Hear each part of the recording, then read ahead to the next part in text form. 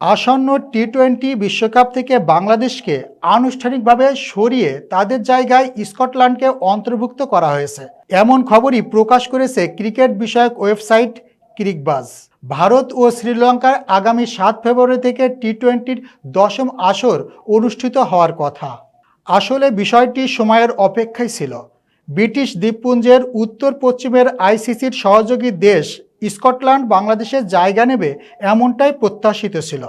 ক্রিকেটের নিয়ন্ত্রণ সংস্থা বাংলাদেশকে ভারতে খেলতে যাওয়ার বিষয়ে নিজেদের অবস্থার পুনর্বিবেচনার জন্য সময় দিয়েছিল। তবে নির্ধারিত সময়ের মধ্যে কোনো প্রতিক্রিয়া না পাওয়ায় আনুষ্ঠানিকভাবে এই পরিবর্তন কার্যকর করা হয়েছে। স্কটল্যান্ড এখন প্রতিযোগিতার গ্রুপ পর্বে বাংলাদেশের জায়গায় গ্রুপ সিতে খেলে আগামী 7 ফেব্রুয়ারি কলকাতায় ওয়েস্ট ইন্ডিজের বিপক্ষে বিশ্বকাপ অভিযান শুরু করবে স্কটিশরা। এরপর 9 ফেব্রুয়ারি ইতালির বিপক্ষে এবং 14 ফেব্রুয়ারি একই ভেন্যুতে ইংল্যান্ডের বিপক্ষে খেলবে। এরপর 17 ফেব্রুয়ারি মুম্বাইয়ে নেপালের বিপক্ষে গ্রুপ পর্বের শেষ ম্যাচে খেলবে তারা। এ বিষয়ে প্রতিক্রিয়া জানতে ক্রিকবাজ ক্রিকেট স্কটল্যান্ডের সিইও ট্রুডি লিন্ডভেলের সঙ্গে যোগাযোগ করেছিল। তবে এই প্রতিবেদন লেখা পর্যন্ত তার পক্ষ থেকে তাৎক্ষণিক কোনো জবাব পাওয়া যায়নি।